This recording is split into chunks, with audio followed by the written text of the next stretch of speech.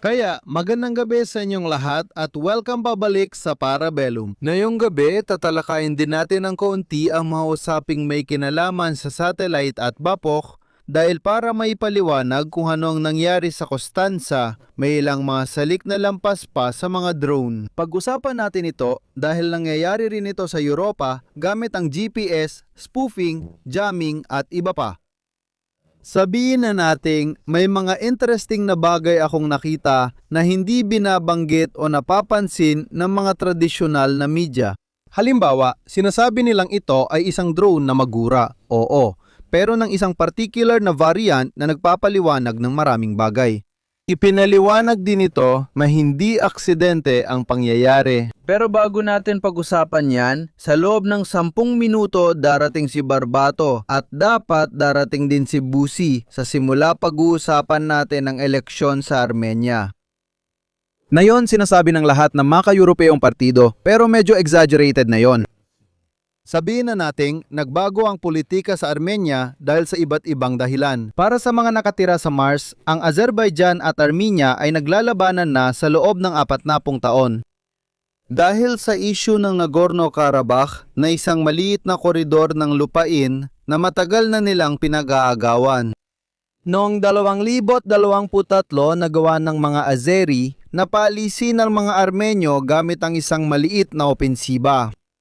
Nandun ang mga tropang Ruso na dapat sana ay magsilbing pangharang para tiyakin na walang mangyayaring masama.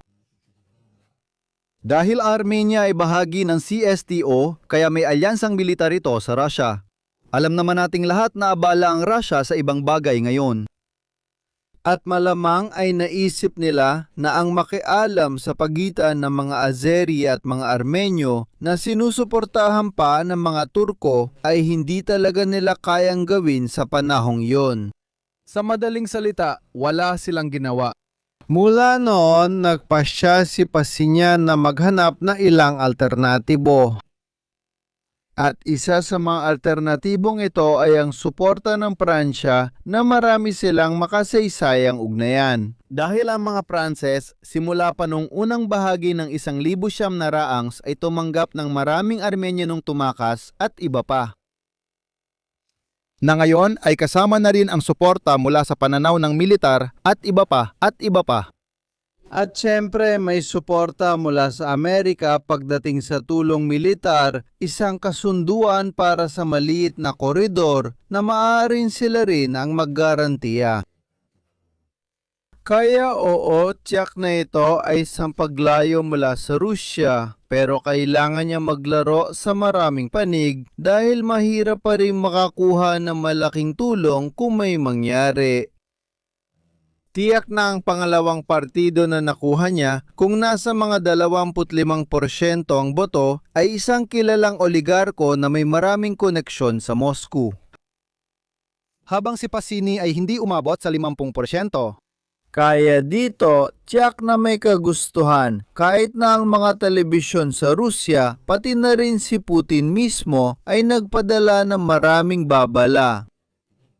Sa tingin ko, may nakalusot din sa kanila.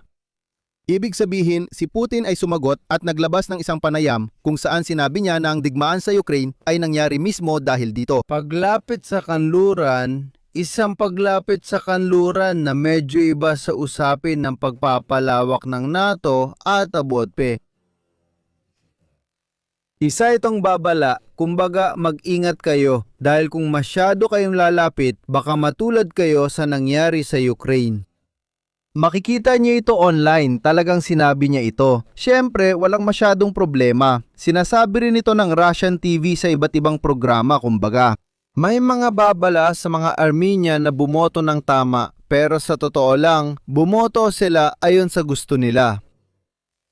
Gobyerno pa rin ito kahit mayorya sila pero may panloob na problema. Bakit may ganito? Dahil para lang makuha ang kapayapaan sa mga Azeri, isinuko niya sa madaling sabi ang Nagorno-Karabakh. At syempre, may mga partido ng oposisyon na doon mismo siya kinukwestiyon tungkol sa pagiging masyadong mapagparaya niya sa aspetong ito. Bukod pa rito, hiniling din ng mga Azeri na baguhin ang konstitusyon ng Estado ng Armenia tungkol sa yung mismong bahagi na binabanggit ang Nagorno-Karabakh sa loob ng konstitusyon bilang teritoryo nila at gusto nila ng pagbabago.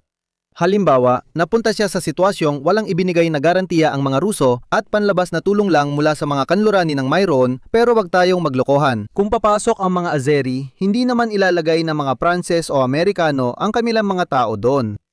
Pinakamataas na tulong na magagawa nila ay tulungan ng hukbong Armenian gaya ng ginagawa na nila ngayon sa pamamagitan ng pagbibigay ng armas at mga tagapayo, pero ang hukbong Armenian ay hindi nasa kalagayan para makipaglaban kahit man lang harapin sila. Sa ngayon, laban sa mga Azeri na sinusuportahan ng mga Turko.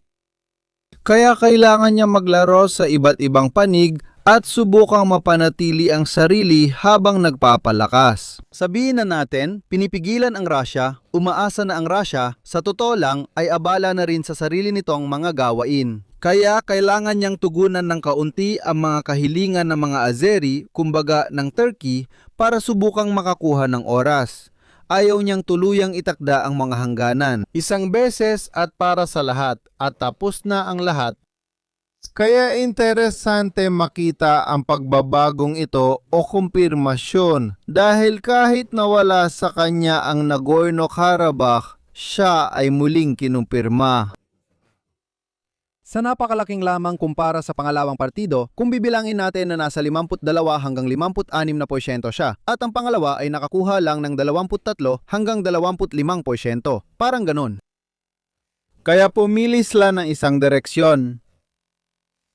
Makikita natin ang kalalabasan. Hindi ko iniisip na makikialam pa ang mga Ruso dahil wala silang kakayahan. Sinubukan nila ng kaunti, may konting palihim na banta pero doon na rin natapos. Punta naman tayo sa usapin ng Constanza dahil interesante ring mapansin ang ilang mga ideya, ilang detalye ng kwentong ito. Nakakita ako ng maraming diskusyon tungkol sa drone ng Ukraine na napunta roon. May dalawang bagay akong nakita na wala pang nabanggit sa kahit anong artikulo, Ate Bepe. Una, isa yung corvette ng Russia na gumagawa ng electronic warfare na halos nandun sa lugar. Malamang na may nakalagay na KT-25 system sa ibabaw na isang sistemang ginawa para mag-jamming, manggulo ng mga signal ng radyo, internet at EDBP. At ang isa pa ay ang katotohanan na ang drone, sige, ilalagay ko na dito. Ivan, ang drone na pumasok sa Constanza na Ukrainian ay nandoon para sa isang partikular na misyon, hindi sa mismong daungan ng Constanza, kundi malapit sa mga daungan ng Constanza. Sabihin na nating hinahabol nito kasama ng 3 pang drone o di kaya yon ang bilang na alam natin ang ilang barko na kabilang sa listahan ng mga barko ng Red Shadow Fleet. Okay? May nabanggit akong isa sa particular, yun ang barko na kanilang hinahabol. Ngayon, karamihan sa mga barkong Ruso at Shadow Fleet ay may maraming gamit sa electronic warfare. Alam natin ito dahil nitong mga nakaraang buwan, ilang finish boarding sa ibang barko ang nagpakita ng mga barkong Ruso na may electronic warfare na kagamitan kahit pa pang sibilyan ang gamit ng barko. Sabihin na nating mas mataas pa kaysa sa inaasahan.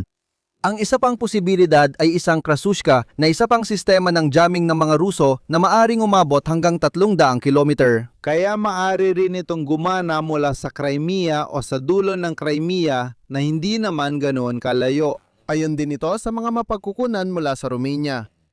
Ang nakakaintriga dito ay hinahabol nila si Safin Elena na isa sa mga barkong ito, 4 o 5 sila.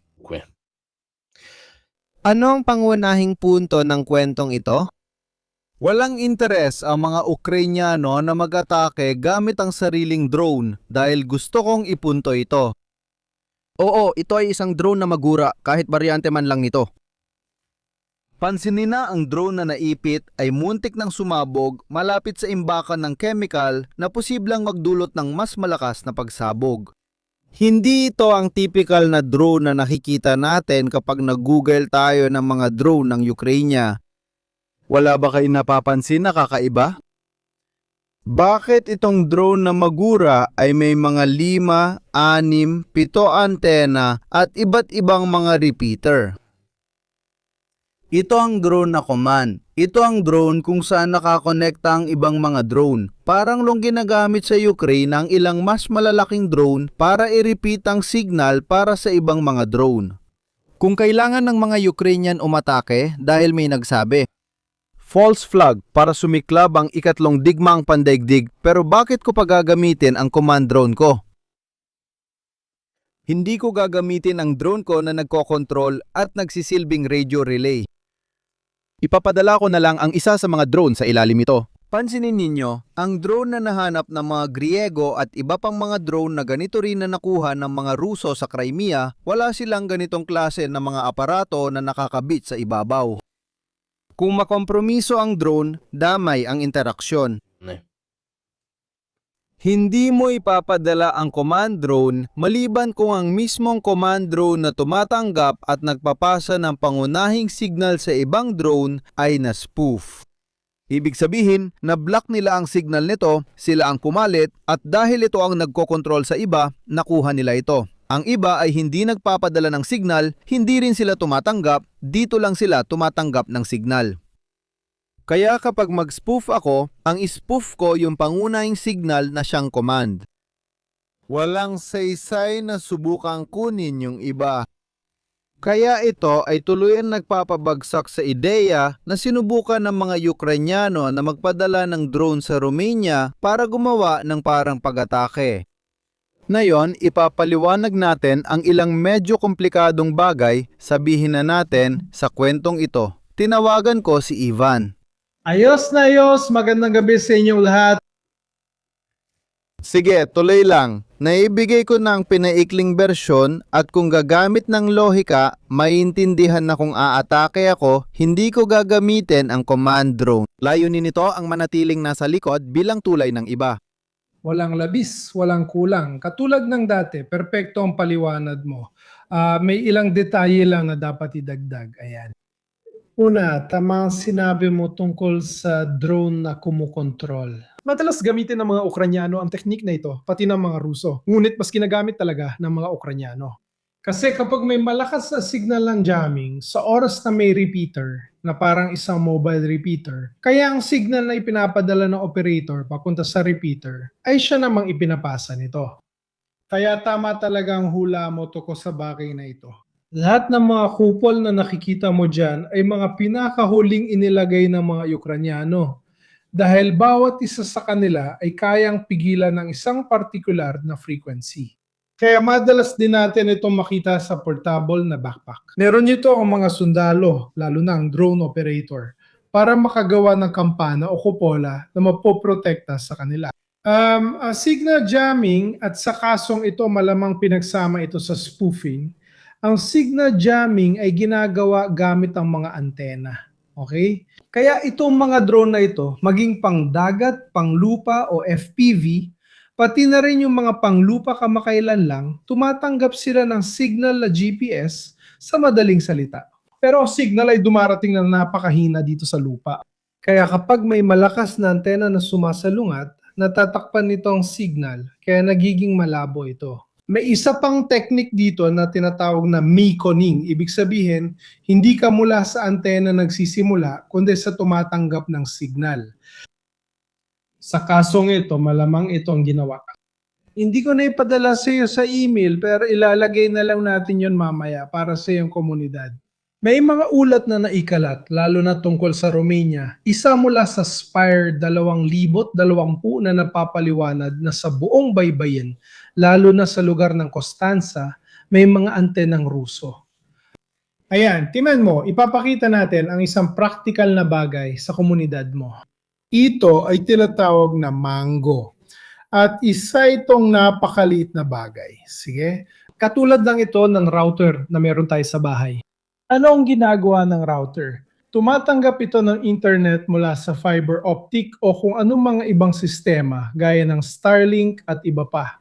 At pagkatapos, ipinapamahagi nito sa lahat ng device, sa lahat ng computer at cellphone na meron tayo sa ating sistema, sa ating lokal na network na tinatawag na LAN. Sa oras na meron tayong gamit na ganito, madalas namin itong ginagamit sa cybersecurity para putulin ang signal. Ano ang ginagawa nito? Napaka-simple at pangkaraniwan lang ito. Kapag lagyan mo ito ng operating system na tinatawag na Pineapple, anong ginagawa nito? Sasagapin mo signal, isipin mo, sa bahay mo. Kaya pati signal ng kapitbahay, masasagap natin.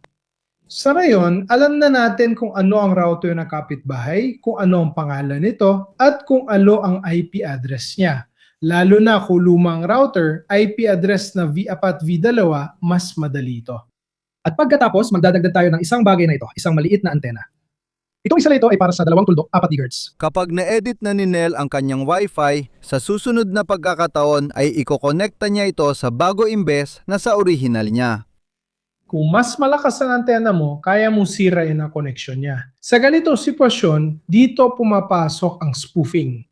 Ano ang gagawin mo? O nagganda ka na ba ng isa? Isang sitwasyon na kinopya mo, halos kapareho na sa kapitbahay mo. Sa ganitong kaso, ililipat natin mula civilian patungong militar. Kaya, o bagsakin mo muna ito at hintayin ang signal na muling kumonekta, aagawin mo at magiging man in the middle, ilalagay ang sarili sa gitna para agawin mula sa nagpapadala papunta sa tumatanggap. Ano ang nangyayari? Ang tawag nila ay man in the handshake. Parang pakikipagkamay na ipapaniwala mo ikaw ang router ng drone at ilalagay mo ang sarili mo sa gitna para mabigyan siya ng ibang koordinada. Malaki ang posibilidad na ito ang nangyari. Kaya sa buong baybayin, hindi lang malalakas na antena ng mga Ruso, hindi lang mga bangka at maliliit na bangka, pero malamang ay may mga unit din, kahit na mga mobile unit kung gugustuhin. Ang maliit na antenang ganito ay umaabot ng 10, 20, 30 metro at tumatagos pa sa pader. Kaya maganda talaga ang pagkakagawa nito. Kapag bumili ka ng mas malakas, mas napapalawak nito ang saklaw. Halimbawa, noong sinabi mo ang 30 kilometer tama, kaya yun ang malakas na fixed antenna. Pero sa lugar na iyon, may isang korbetang Ruso. Dahil kamakailan lang, naglabas ang mga Ukrainyano ng mga video kung saan tinatamaan nila ang mga barko at bagbabta. Mayroong 5 barko ng Shadow Fleet na pumapasok at lumalabas sa Umbra Fleet dahil napapalit sila ng may-ari, bansa at bagbagta. Ang mga Ruso, sa madaling salita, ay parang nag-e-escort sa kanila. Sabihin na nating nananatili sila sa paligid at maaring maglagay ng KT-25 o isang krasuska na gumagana mula sa baybayin. Kasi bawat isa ay nagsisilbing pantapat sa isa't isa, kinakancel nila ang signal ng isa, halos nagsasapawan sila kaya hindi na naririnig ng drone ang signal mula sa mga Ukrainyano. At maaari silang gumamit ng isa pang aparato na may mas malakas na signal kahit na mas maliit ang saklaw nito sa teknikal dahil mas lokal ito. Ipinapakita ko rin ang pagkakaiba ng drone sa Constanza at ang typical na Magura 5. Mapapansin nyo, walang mga repeater at tababake ang karaniwang Magura 5 drone. Karaniwan, 1 o 2 lang ang backup nito, may ilang kamera at mga ganitong bagay kaya talagang magkaiba sila. Yun ay isang command drone at walang matinong tao ang magpapadala ng drone mo ng ganon, magpapadala ka ng command drone para gawin ang bagay na iyon. Kung talagang kailangan mong gawin, kung gusto mong gumawa ng false flag, ilalayo mo ng maayos ang command drone at ipapadala mo yung iba. Ang problema, ang command drone ang tumatanggap at nagpapalawak ng komunikasyon, kaya siya rin ang mahuhuli kapag may sumingit. Isa itong typical na problema kapag may centralization ng command o impormasyon. Kapag naloko ka, lahat sila maloloko, hindi lang isa-isa. Totoo yan! Itong bagay na ito ay pataas. Itong bagay na ito ay napaka-interesante kasi kung titingnan natin, pati na rin ang katotohanan na naiset ng ruta at ginabayan siya, napapakita na noong nakuha na nila ang kontrol, alam na nila kung saan sila pupunta. Idadagdag ko pa ang isa pang bagay na sa tingin ko ay mahalaga. Bakit na ba nagkagulo tungkol sa Romania?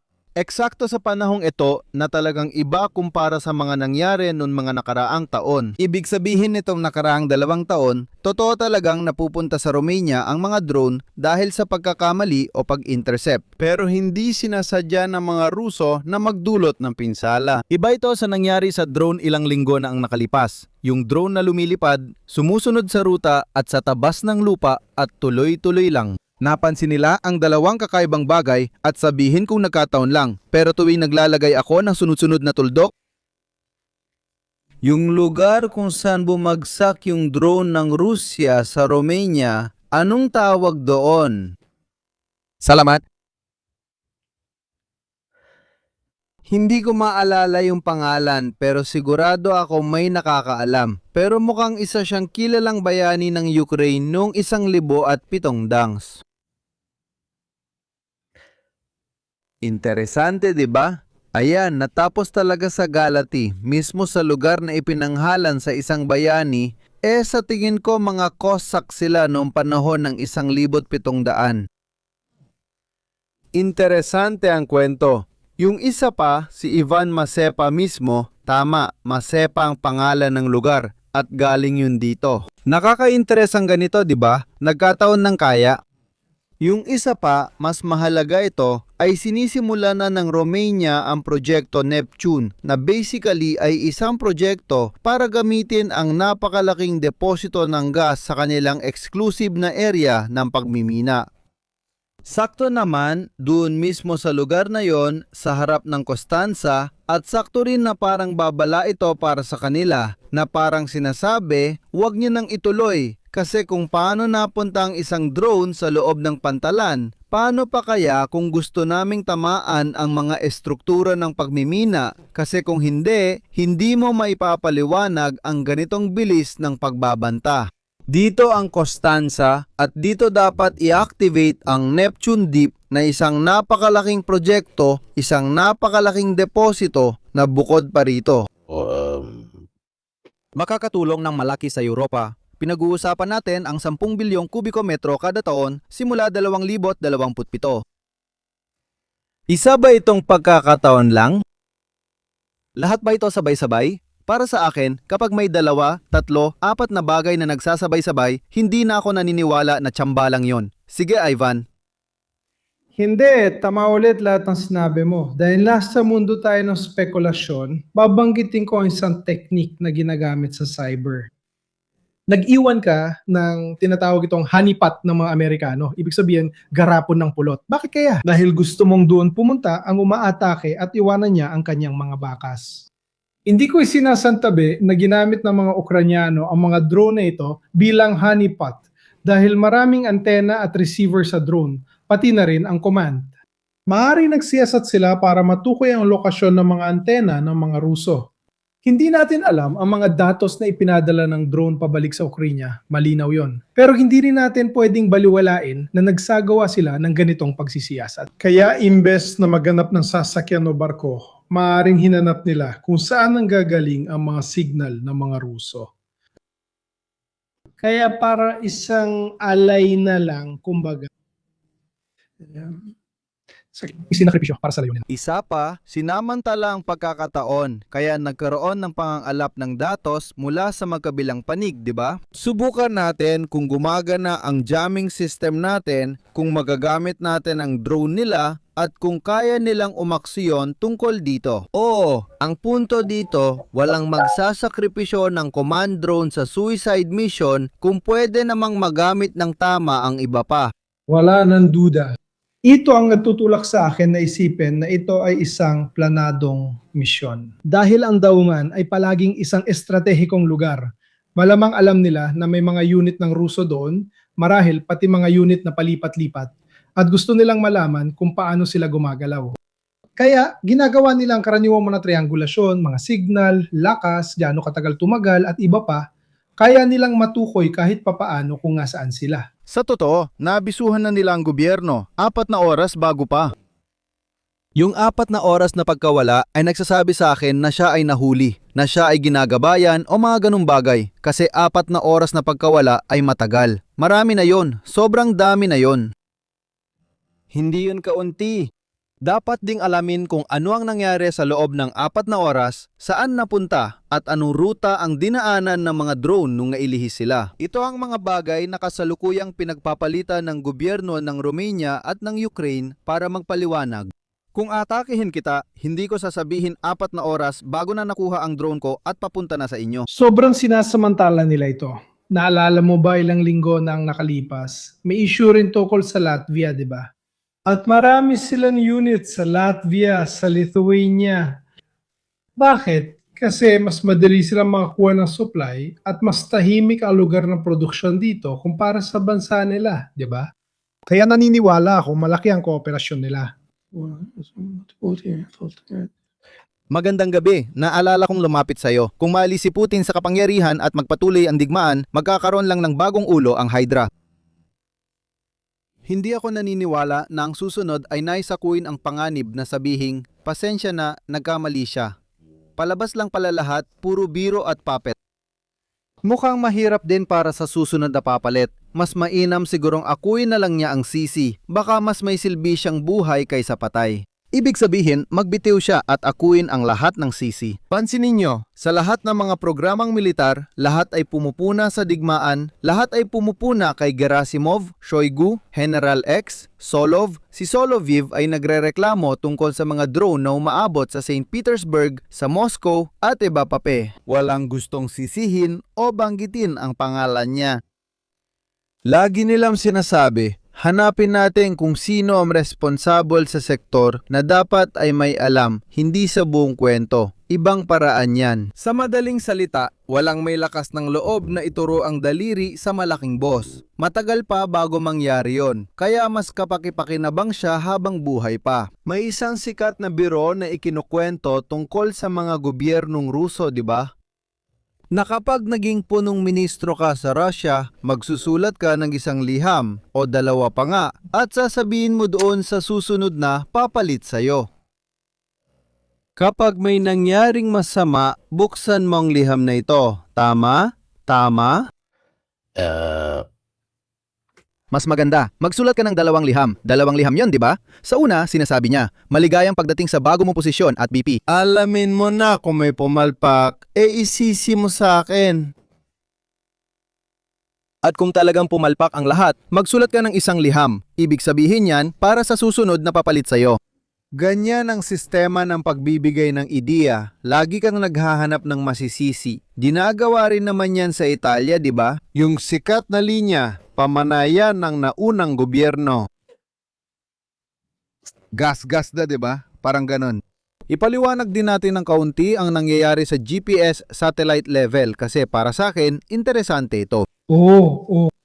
Kung gusto mo, ilagay mo yung unang larawan na meron tayo, yung unang imahe na nagawa natin. Oo. Susubukan kong gumamit ng pinakasimple yung mga salita dahil ginagamit naman natin lahat ito, ang GPS. Alam naman natin lahat kung ano ang satellite. Ngayon, ang nasa likod nito ay isang bagay na medyo komplikado. Mayroong mga konstelasyon. Ang halos lahat sa atin ay kilala ito dahil ginagamit natin mula sa cellphone hanggang sa kotse. Ito ang GPS. Ang konstelasyon ng GPS ay ang Global Position System ng Amerika. Dati, para ito sa militar, pero ginawa nila itong para sa sibilyan. Mayroong 31 na satellite sa kabuuan, pero ang minimum ay dapat 24, kaya ang natitira ay mga reserba lang. Kaya ang satellite ay dumadaan sa ibabaw ng mundo at ginagawa mismo ang nakikita natin sa larawan. Ibig sabihin, nakakaya nitong magpadala at tumanggap ng mga signal mula sa mga istasyon sa lupa at ginagamit ito lalo na para kalkulahin ang lokasyon. Kaya longitude, latitude, taas, altitude at kaya ang totoong lokasyon. Sige? Kaya ano ang nangyari? Nitong mga araw na ito, si Mirko mismo ang nagpaalam sa akin tungkol dito dahil matagal na napapansin na may mga anomalya lalo na sa ilang mga bansa sa mundo. Canada, Europa, mayroon pa nagsiksik dito. Sa China, nakita ko ng dokumentaryo, yung mga tao sa meeting, sila mga ulo ko dito. Sa huli, natukoy ng kumpanya kung ano talaga iyon at ginawa ito ng isang kawili-wiling kumpanya. Sa totoo lang, napag-usapan namin ito ng isang kaibigan ko. Napanood nga niya ito at nabasa na rin niya ang papel.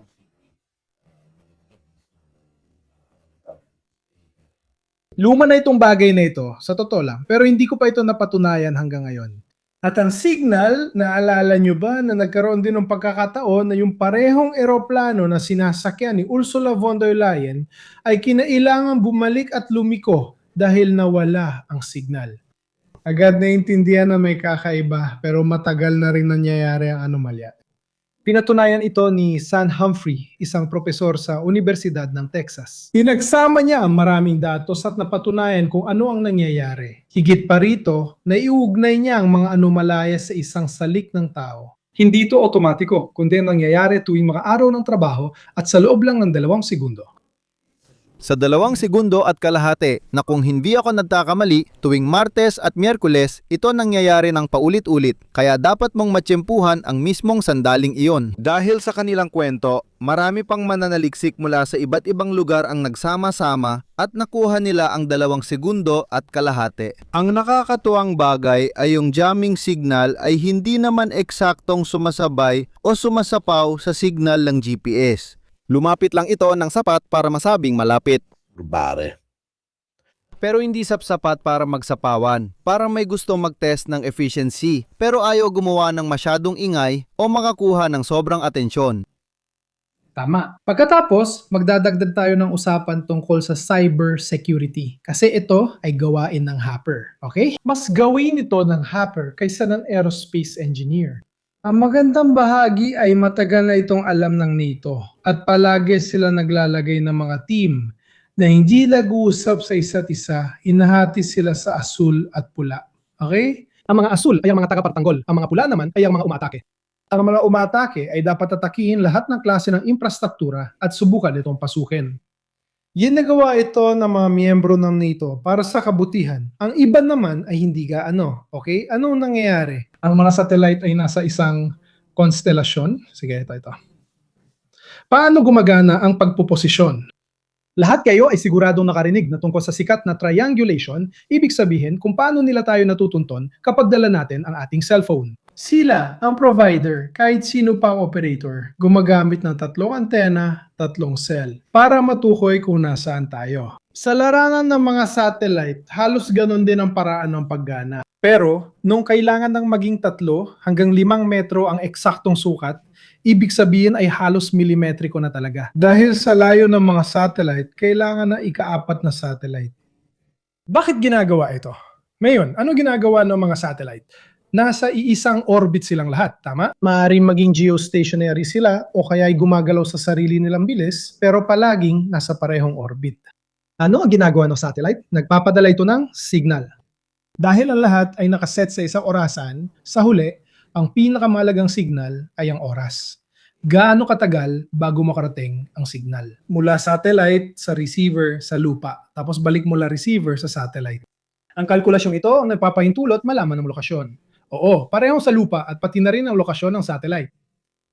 Kasi sa madaling salita, mga komplikadong bagay ito. Pero sa totoo lang, ano ba talaga ang kinailangan niyang gawin? Siyempre, hindi pa taga-mundo at may atmosfera na nagdudulot ng iba't ibang uri ng pagbaluktot at panggugulo sa mga signal. Maaari mo ring isipin ang pag-ikot ng mundo habang ito ay nangyayari.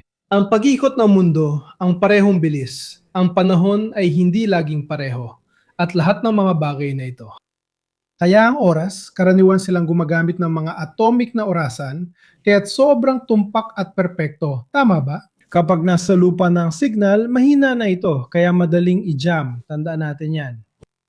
Ano ang naidudulot na ika-4 na satellite? Nadadagdagan nito ang posisyon, longitude, latitude, altitude, at ang oras na napakahalaga. Sa satellite, trilateration ang ginagamit, hindi triangulation gaya sa lupa. Kaya 4 na satellite ang kaya magtakda ng lokasyon natin sa loob ng radius na talagang katanggap-tanggap mga 3, 4 o 5 metro kung nasaan tayo. Kung matatandaan ninyo, ilang taon na ang nakalipas, nung gamit pa natin ang GPS sa sasakyan, medyo matagal tumugon yung tuldok sa mapa habang gumagalaw tayo. Ngayon, mas mabilis na, tama? Kaya gamit ang 4 na satellite, eksakto ng lokasyon natin. Mirko, tuloy na tayo? Ayan. Kaya isang satellite sa kabuuan, isipin natin na nasa Europa ito, kaya nitong masakop ang parang isang simboryo. Siyempre, dahil hindi ito patag, gumagana ang lahat gamit ang mga bola. Ano ang ginagawa ng satellite? Nagpapadala lang ito ng tamang oras na signal. Tinatanggap ng receiver sa lupa at kinukuwenta ang travel time. Kaya ang distansya ay talagang konektado sa bilis kung gaano katagal dumating ang signal at ang oras ng pagdating. Kaya gamit ang isang satellite, malalaman mo ang isang lokasyon. Pero sobrang lapad nito. Ibig sabihin, kung tayo ay nasa kalsada, loob ng gusali o kanto, iba yon kaysa sa simula ng kalsada. Kaya gusto natin ng halos perpektong tumpak. Mirko, tuloy na tayo. Ayan, ano ang pangalawang hakbang? Gagawin natin ang intersection kasi lahat ng mga bolang ito ay nagsisimulang mag-intersect sa isa't isa at nagiging mas detalyado ang posisyon. Kaya bawat satellite ay may bagong limitasyon. Dahil sa mga intersection, napapaliit natin ang lugar hanggang sa ikatlong satellite, meron na tayong tiyak na posisyon. Hindi natin ito alam na eksakto, pero may tiyak tayong posisyon. Ang huling hakbang. Heto na, ang ika-4 na satellite ang nagsiset ng oras natin. Ano ang role nito? Tinatanggal ito ang mga kalabuan, inaayos ang error, kasi nandiyan pa rin yung mga karaniwang bagay na alam at sinasabi natin. Ang atmosfera ng mundo, ang pagkalat ng signal, iba ang mainit na araw sa malamig na araw, kung may ulap o wala, at iba pa. Ang mga signal mula sa satellite ay ilan sa mga pinakasensitibong bagay na meron tayo. Kaya na madalas, sa panahon na yun, Ginagamit ito pero madali rin itong ma-spoof dahil humihina ang signal. Ibig sabihin, para magbigay ng ideya, ang signal ng sagot mula satellite ay mga 20 ng orihinal na lakas pagdating sa'yo, minsan mas mahina pa. Ibig sabihin, halos di mo na mapansin, kaya kahit konti lang, agad naaapektuhan ito. sa madaling salita mga kaibigan, ito yung nangyayari sa ating lahat at nangyayari pa rin kapag nasa expressway tayo. Minsan dahil mahina ang signal, nagsasapawan ng 2 radio station na natatanggap natin. Ganyan ang epekto ng spoofing at jamming. Ang jamming ay pwedeng tuluyan takpan ng signal, kaya nagpapadala ako ng mas malakas sa signal o kung mas sopistikado ang gagawin ko, susubukan kong gayahin ito. Ngayon, makikita natin ang mangyayari sa drone at pwede ko rin siyang bigyan ng ibang impormasyon. Tuloy na tayo sa drone na bahagi. Mirko, ito na ang huli. Paano mag-jam? Hindi agad nangyayari ito. Tandaan, pumunta tayo sa professor ng ANFLE para maintindihan ang ginawa ng mga Ruso. At ang jamming ay hindi nangyayari mula sa satellite, nangyayari ito mula sa receiver sa lupa. Okay? Bakit? Dahil mahina ang dating ng signal. Kung may malakas akong antena tulad ng sa mga posisyon ng mga Ruso, kaya ko itong i-block. Para may radyo ako mas malakas ang antena kaysa lokal na istasyon, kaya natatabunan ko ito. Ibig sabihin, hindi na makapagpapadala ang lokal na istasyon at wala nang makakatanggap ng signal. Kung hindi, ano pang ginagawa nito? Sinusubukan niya itong gayahin kaya pwede niya itong i-clone o tularan. Anong ginagawa nito? Sinusubukan itong magdulot ng kaunting delay. Ayos? Sa sandaling ang drone, ang tagatanggap ng drone ay sinusubukang umusad. Huwag nating kalimutan na ito ay may bilis, lumilipad ito, nasa isang tiyak na taas at kung ano-ano pa. Kapag nakatanggap siya ng parehong signal, tulad ng nabanggit kanina, gagawa ko ng kapareho para sa kapitbahay at lulukohin siya, maluloko ang drone. Ano ang maaari kong ipagawa rito? Pwede kong ipaniwala sa kanya na nahuhuli siya kaya dapat siyang bumilis. O na nalihi siya sa ruta kaya kailangan niya itong itama. Pwede ko rin siya ipabangga sa totoo lang. Kaya yun ang nangyayari. At nangyari na nga, halimbawa, doon sa Letonia, noong may drone ng Ukraine na bumagsak sa Letonia, hindi dahil nagkamali sila, kundi dahil nagawa nila makialam at bigyan ito ng ibang coordinator. Lahat ng ito ay nangyayari sa napakabilis na bilis. Kaya kung talagang may isang hacker na sobrang galing, kaya niya ipasok ang bagong mga koordinato, kaya niya ipadala ito sa iba pang lugar. Huwag natin kalimutan, napaka-sopistikado ng mga drone ng Ukraine na yon at marami silang ginawa. Pero paano nila ito pinalilipad? Mayroon silang isang board. Ang mga Italiano noon ay gumawa ng Arduino. Pero ngayon, mas ginagamit ang tinatawag na Raspberry, na isang maliit na computer, isang chip na pwede mong i-program at bigyan ng mga tagubilin. Kaya simpleng aksyon lang ang kailangan. Una sa lahat, mga komersyal na gamit ang mga ito. Ipaliwanag natin kung anong ginawa ng mga Ruso sa signal ng GPS. Itong test na paulit-ulit na nilang ginagawa nitong mga nakaraan. Ayan, ayan. Kaya mo bang ipakita yung artikulo ng professor o baka yung ipinadala ko sa'yo tungkol sa Argos? Para maipakita natin ang isa. Una, graph muna na medyo komplikado, ipapaliwanag natin ng mabilis tapos babalik tayo sa usapan sa isa sa mga larawan na meron ka ng konstelasyon. Ano ang nangyari? Simula nating ipaliwanag ito ng pasalita. Napansin nila na sa ilang random na sitwasyon, may signal na parang electrocardiogram. Gumagana ito. Normal na trabaho ng mga sensor ang mapadala ng signal at may tumatanggap nito. Tama ba? Kaya isipin natin na parang Excel graph o isang bagay na ganito. Bigla nagkaroon ng matinding pagbaba. Tingnan natin kung ang signal, mamaya ayan sila. Ayan sila. Okay? Kaya yung mga CNR signal, hindi na sulit ipaliwanag. Ayoko ipaliwanag kasi medyo komplikado na ang mga yan. Pero tingnan mo yung mga linyang iba't ibang kulay, halos pahalang lang sila, kaya napaka-stable talaga.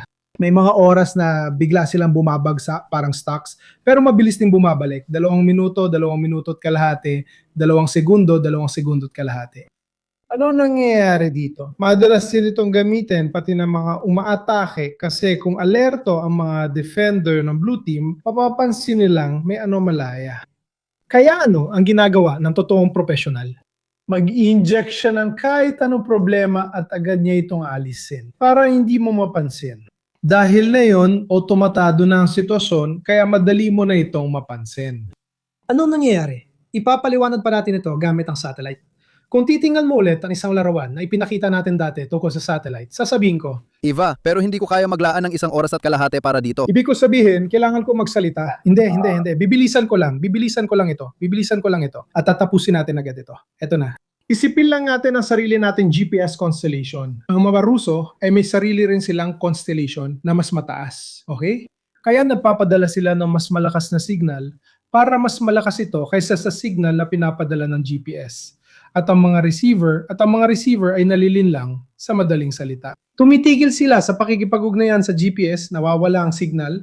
Sa mga sandaling yun, pwede mong gawin ang kahit ano.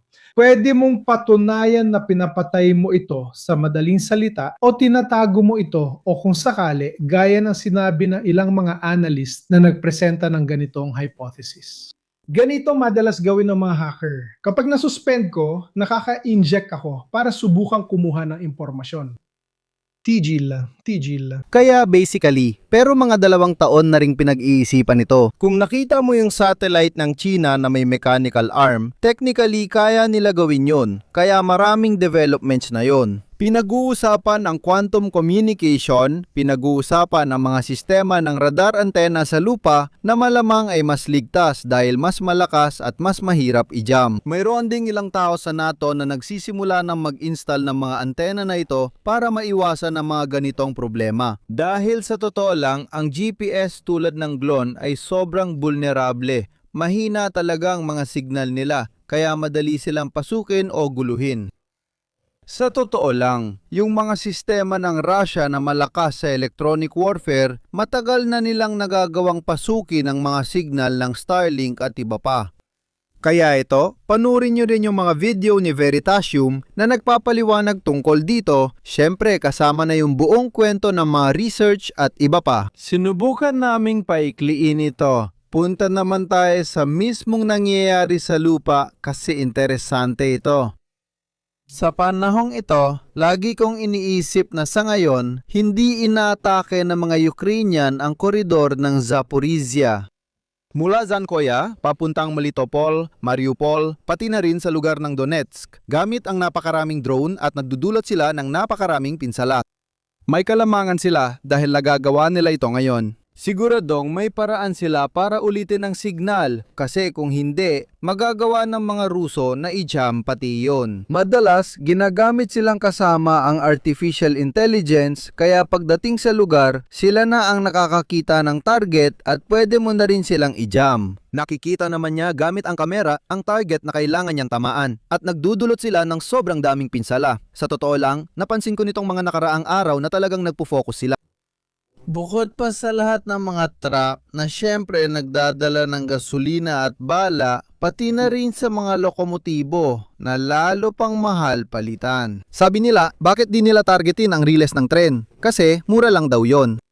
Kaunti lang ang gastos sa pag-ayos ng riles ng tren kumpara sa lokomotibo. Itong aktibidad ng mga Ukrainyano, gaya ng nakikita ninyo, tingnan nyo kung gaano karami ang mga halimbawa.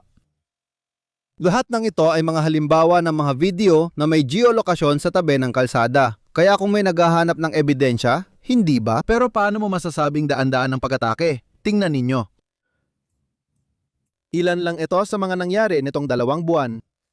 Ito ang mga pinakabagong nangyari sa bandang Donetsk. Bukod pa rito, madalas pag-usapan ng mga military bloggers ng Russia ang bagay na ito na inirereklamo na lalong lumalala ang digmaan kada 6 na buwan at ngayon ay may napakalaking antas ng kaguluhan sa lohistika. Interesante ito sa dalawang sandali lang nagkamali ako ng larawan. Tingnan natin. Heto na! Heto na! Ito ang mga pinakahuling nangyari sa Donetsk. Kapansin-pansin na hindi masyadong tinatarget ng mga Ukrainian ang logistika ng mga Ruso sa mismong mga fronteng inaatake ng mga Ruso. Napapaisip ako dito. Napapaisip talaga ako ng malalim. Ngayon nakatutok ang mga Ruso sa Kostiantynivka, Siversk, Kravatov Front at Liman Front. Ito ang pinakaaktibong mga front. At sa halip, napaka-aktibo nila sa front ng Zaporizhia na hindi naman talaga fronteng pinupuwersa ng mga Ruso. Ito ay isang front kung saan ang mga Ukrainyano ang kasalukuyang umaatake ng matindi sa lugar ng Kamyansk. Maganda ang lahat hanggang sa mapagtanto natin na ang kalamangan ng mga Ukrainyo sa ngayon ay isang kalamangang madaling magaya. Ano ang mangyayari kung makuha ng mga Ruso ang sistemang ito at gamitin nila sa kanilang panig? Nagbibigay ito ng time frame sa mga Ukrainyano para kumilos dahil kung hindi, wala silang makukuha. Wala sa gawaing ito, sabihin nating demolition at paghubog ng lupa na sa totoo lang ay nagbibigay na ng ilang bunga. Para bigyan kayo ng ideya, kasabay ng aktibidad ng mga drone na ito ay mayroon din pag-atake sa ilan sa mga tulay na nag-uugnay sa Crimea. Sa ngayon, kailangan ng mga Ruso na dumaan sa mas mahabang ruta para makapasok sa Crimea at nagdulot ito ng maraming problema lalo na sa loob ng Crimea. Pero lagi kong sinusubukan tanungin ang sarili ko kung ano ang layunin, kung bakit nakatutok ang mga Ukrainyano sa lugar na ito, ang Simferopol, Melitopol, Berdyansk, Mariupol. Hindi ito ang lugar kung saan may pinakamalaking aktibidad ng mga Ruso dahil karamihan ay nangyayari sa hilaga ng Donetsk. Maliban na lang kung gusto mong gumawa ng isang bagay na proaktibo tungkol dito. Hindi mo nililimitahan ang kalaban sa pangunahing harapan kung saan sila sumusugod, pinapahina mo sila kung saan sila ay technical na mas mahina na. Sa totoo lang, ito rin yung lugar na ipinakita ko sa inyo ilang live na ang nakalipas kung saan nagko-concentrate ang mga Ukrainian. Sa pagsira ng mga radar, mga sistema ng early warning, pansir, Buk, S-300, S-400, marahil para rin tulungan ang operasyon ng mga drone na ito. Sa ngayon, parang nagsisimula na ring hindi gamitin ang mga planante sa mga unang misyon gamit ang Mirage 2000 at F-16. Ito ang mga mapa kung saan nakamapa lahat ng mga pag-atake na isinagawa na talaga namang napakarami. Gaya ng nakikita ninyo, talagang marami sa iba't ibang lugar, pati na rin sa Donetsk. Pero karamihan ay nangyayari sa lugar na ito. Bukod pa rito, sa pag-atake sa tulay, hindi naman nakita ang mismong pag-atake sa tulay na nag-uugnay, hindi Kerch. Dito, mayroong sunod-sunod na maliliit na tulay na nag-uugnay sa Crimea at sa Oblast ng Kherson. Ang huling beses na inatake ng mga Ukrainian ang tulay na yon ay gamit ang Storm Shadow noong 2023 at sakto, yon ay bago ang opensiba. Hindi ibig sabihin na mag-opensiba sila, pero tiyak na gumagawa sila ng maraming problema. Ito ay isang mapa na inilatala ng mga military blogger na Ruso kung saan walang gasolina sa Crimea. Walang gasolina sa pulang gasolinahan, hindi rin maganda ang lagay ng orange. Dapat sana ay berde. Sa ngayon, nilimitahan nila ang gasolina. Interesante makita ang aktibidad ng mga Ukrainian na nakatutok na yon sa Chonhar Bridge. Dito makikita na puro maliliit na peninsula na konektado ng mga tulay na ito. Lahat ng aktibidad na ito laban sa anti-aircraft, early warning systems, logistics at iba pa, magpapaisip sa akin na may kung anong kahina-hinala rito. Lahat ng effort na ito para sa hindi masyadong aktibong lugar ay mukhang walang saysay, maliban na lang kung may plano kang gawin. May nagtanong sa chat kung totoo ba ang kwento tungkol sa peninsula ng Kimburn, mukhang umaatras ang mga Ruso. Pero sa totoo lang, mula lang sa pinakadulo na bahagi. Sabihin na nating, hindi talaga mula roon kasi talagang napakahirap itong panatilihin sa usaping logistika. Totoo natatakot sila sa pagdaong, pag-atake ng mga Ukrainyano at Abu pa, pero hindi ibig sabihin na kung aatras ang mga Ruso mula sa bahaging ito, bigla na lang darating ang mga Ukrainyano at sasakupin ito. Medyo isang dead end para sa lahat ang lugar na ito. Hindi naman ito partikular na mahalaga o interesante. Pero ang katotohanan na ang lahat ng aktibidad na ito ay nagdulot ng pag-atras mula sa bahaging yon ay maaring magpatunay na nagiging mas mahirap na talaga. At ito ay nagsasabi sa atin na ang frontline ay lumalawak ng 100 kilometer ng aktibidad sa magkabilang panig. Ibig sabihin din ito na hanggang sa lampas ng Zaporizhia at maging sa Dnipro ay maaaring makarating ang mga drone. Kung sisimula ng mga Ruso na gayahin mismo ang sistema ng mga Ukrainyano at nagrereklamo sila ng isang bagay na interesante, napansin ko, ang mga Ruso ay nagrereklamo na wala silang malalaking drone. Ang malalaking drone ay mahalaga hindi lang para sa pagdadala ng mga armas, kundi dahil kaya nilang ulitin ang signal, kaya mas napapalalim pa ang abot mo.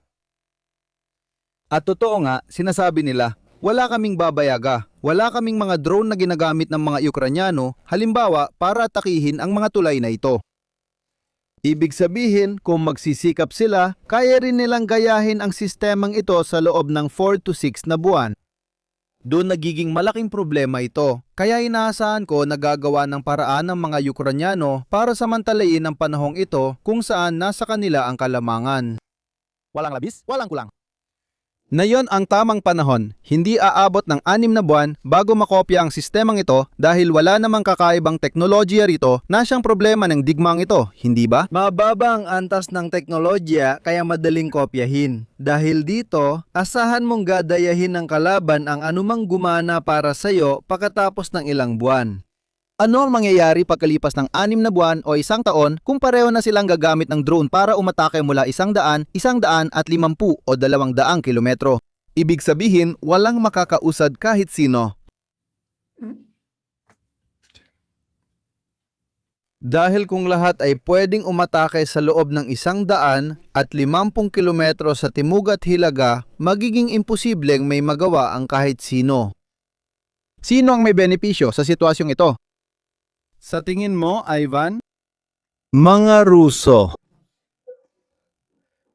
Oo, sa mas malaking sukat. Kung magagawa nila ito na mas malaki kaysa sa mga Ukrainyano, siguradong magdudulot sila ng mas maraming problema. Kaya dapat gamitin ng mga Ukrainyano ang panahong ito. Mapapansin ninyong matagal na ring walang opensibong aksyon mula sa kanila. Bukod doon sa maliit na aksyon para mabawi ang teritoryo sa hilaga ng Okulya Polo, wala tayong nakita na malalaking operasyon o malalaking pagtatangka. Kaya ito ay nakakapag-isip kung paano nga ba unti-unting umuunlad ang digmaan. Pumunta tayo sa mga sitwasyon sa mga front dahil ito ay interesante. Siyempre, ang pangunahing paksa ng live ay Kostiantynivka. Dahil ang Kostiantynivka ay isang mahalagang punto kaugnay ng Kramatorsk at Sloviansk. Tingnan natin ang nangyayari sa mga front sa hilaga. Lagi akong umiikot pa clockwise.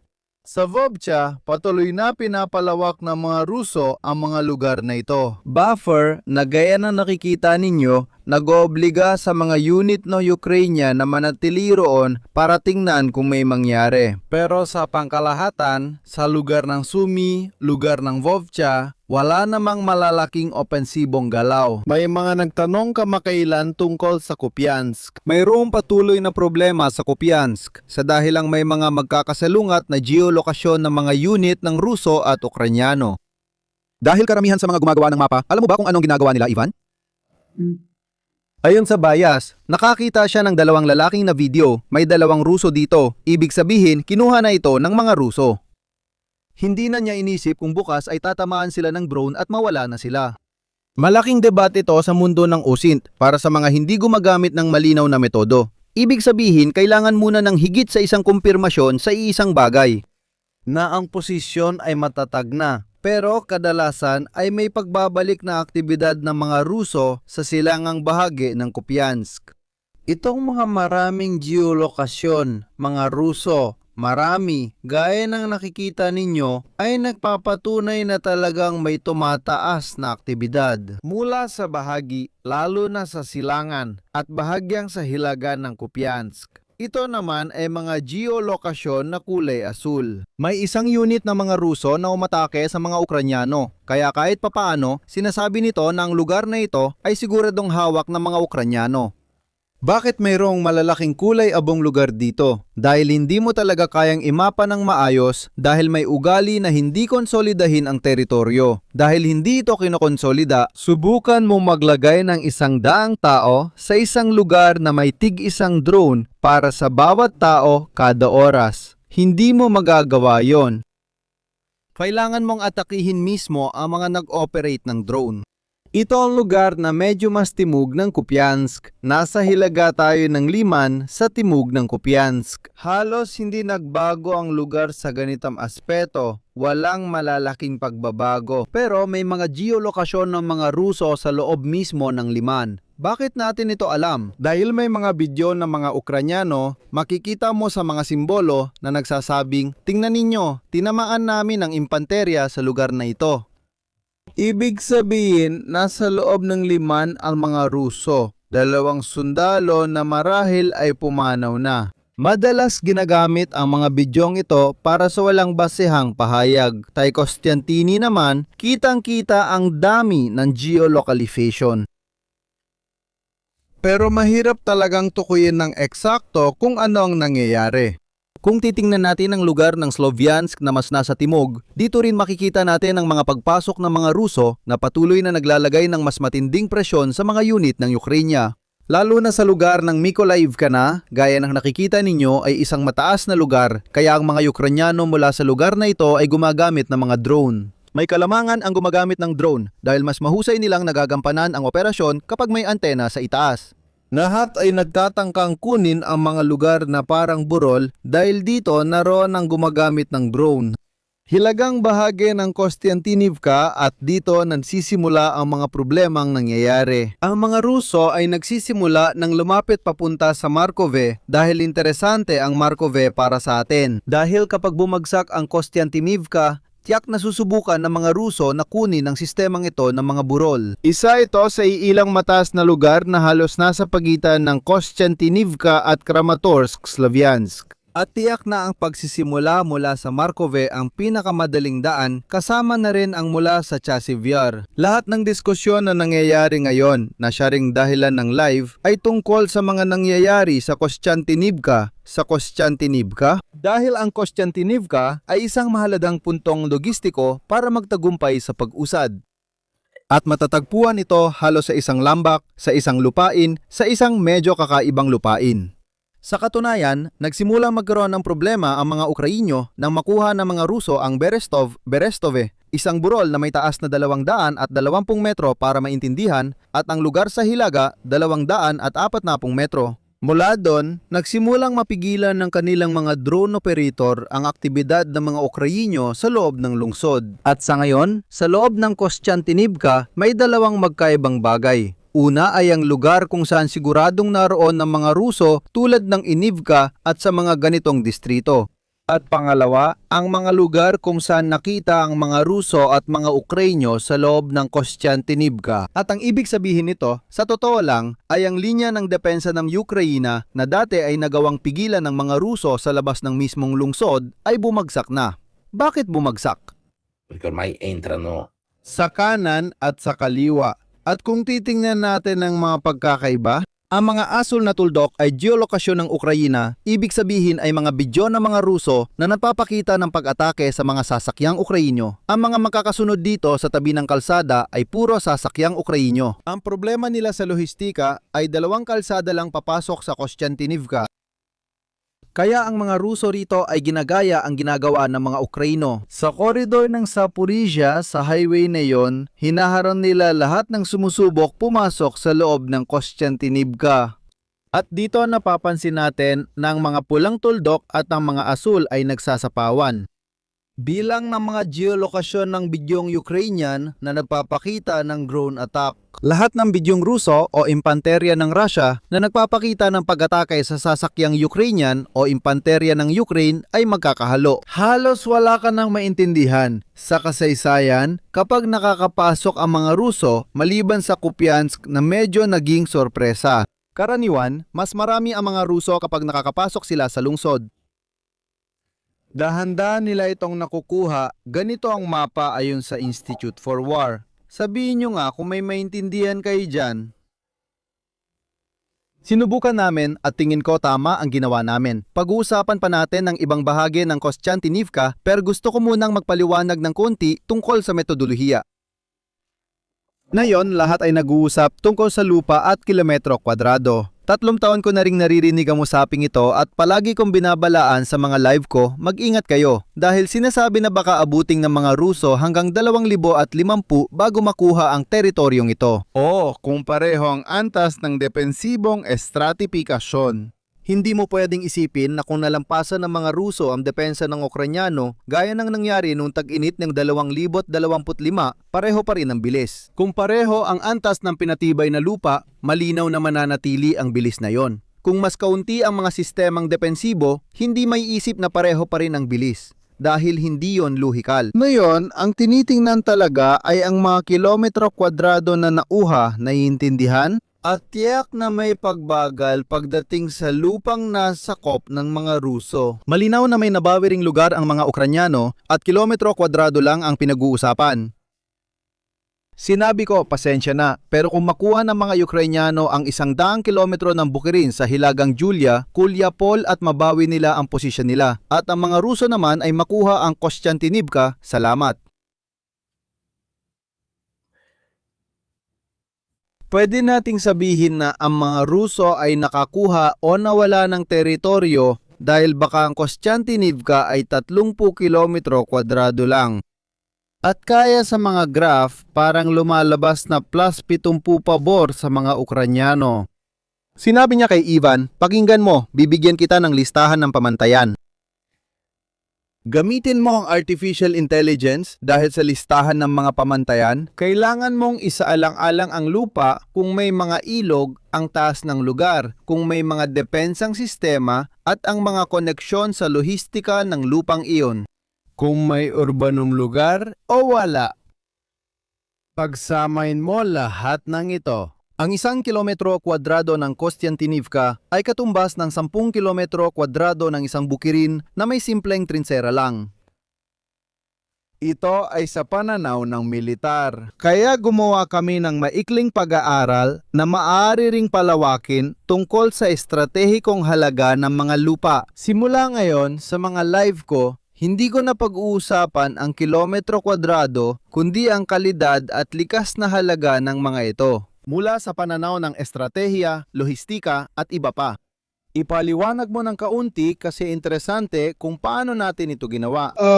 Meron kaming pangunahing ideya ni Mirko na agad kong kinuha dahil napakatalino at matalas ng ideyang yon. Bilang ideya, kumuha kami ng isang palantir na kasya sa bulsa.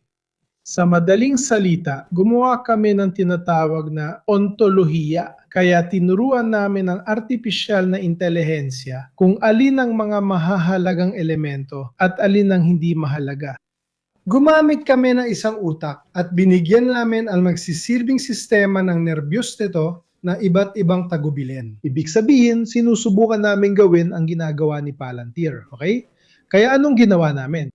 Sinabihan namin ang artificial na intelihensya na gumamit lang ng mga mapagkukunan, mga mapagkakatiwalaang pinagmulan kung saan binibigyan din namin ng gantimpala, binibigyan namin ng, kumbaga, dilaw na card ang mga bagay na hindi maganda ang pagkakagawa. At pagkatapos, sa huli, tinuruan namin ng artificial na intelihensya na magkaroon ng kakayahang magkonsolida. Paano namin to ginawa? Binigyan namin to ng doktrina. Anong doktrina ang ginamit namin? Kinuha namin lahat. Yung sa NATO, sa CIA, sa NSA, sa Berkeley. Tinuruan namin siya magkatalogo ng mga bagay. Kaya ito ang sinabi namin. Ano ang mga bagay na mahalaga? Ang bahagi ng lohistika, ang kakayahang ipagtanggol din ang lupaing iyon.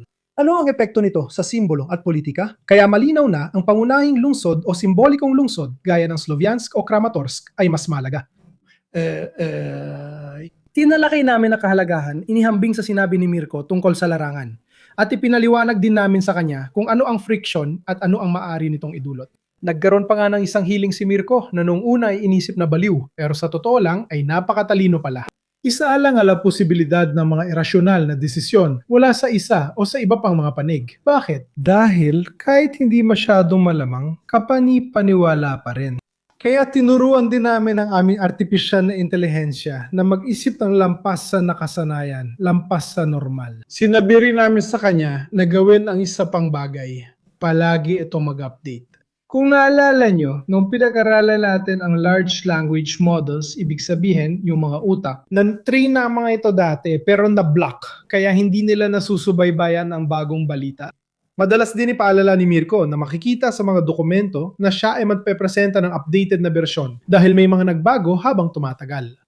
At kaya, muli, Konstantinivka, bakit critical? Hindi pa ito bumagsak pero malalim na ang pag-abante ng mga Ruso. Sa gitna ng lungsod ay naroon ang garrison at bahagyang nakahiwalay ang sa Ukraine. Dahil Sa militar, tinatawag itong operasyonal na pagkubkob. Hindi sila pisikal na nakaharang, pero kapag humihigpit na ang pagkakabigkis at ang mga drone ng kalaban ay halos nasa mga linya mo ng lohistika, nakakapasok ka pa rin, nakakapasok pa ang mga tao at BPT. Pero sa operasyon, binabayaran mo ang kalaban saan man.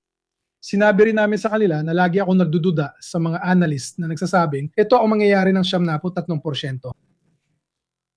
Tingnan natin kung mangyayari talaga ang 73% na yan. Tinuruan namin ang aming AI na magtalaga ng antas ng kredibilidad sa balita.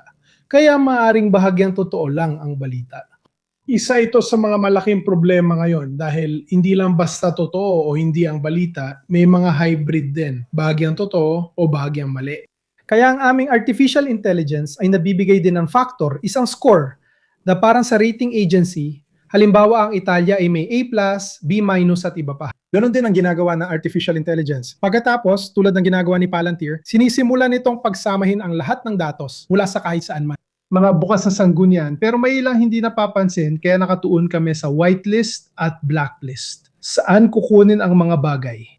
Siyempre, kung ang Telegram channel ng mga sundalong Ruso ay nagsasabi ng iba't ibang bagay, binabawasan natin ng kaunti ang propaganda nila. Minsan may bagong balita at impormasyon tayong natatanggap, kaya ito bahagi ng ating artificial intelligence. Sinusuri nito ang social media gaya ng IX, Facebook, Telegram at iba pa, at gumagawa pa ng iba pang gawain. Nilagyan din natin ito ng mga tool para sa cybersecurity, kaya nakagagawa ito ng iba't ibang gawain. Atin. Ako Canelios, sarili nating gawa ito, hindi namin ginaya ang iba. Ipaliwanag ko ng mabilis kung paano ito, hindi masyadong detalyado. Ngayon, ginagamit na ang mga ahente. Ano ang ahente? Isang bagay na gumagawa ng gawain o layunin na itinakda mo. Pero ang ahente ay hindi matalino at limitado lang sa pagsasagawa nito. Hindi siya nag-iisip, pero ang sa atin, nag-iisip. Ang utak mo parang orkestra at may nervous system ka.